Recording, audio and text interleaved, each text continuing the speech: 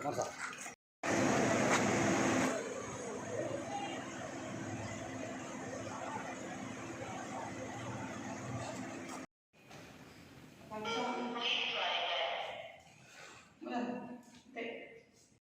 Terkait yang Adit nyebut-nyebut Bapak Mia, ya itu yang jelas tidak tahu menawi, tidak tahu, tidak tahu kenal Robi.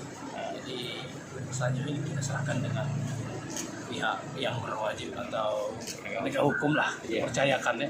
Aku rasa itu Pak. Tidak pernah nih ketemu sama Robi Pak? Oh sampai hari ini, sampai kapan belum pernah ketemu sama Robi. Tidak tapi kenal, sudah Pak. sebut-sebut itu ada kemungkinan atau melalui siapa? Oh Pak? tidak. Saya sama sekali tidak mengetahui hal itu.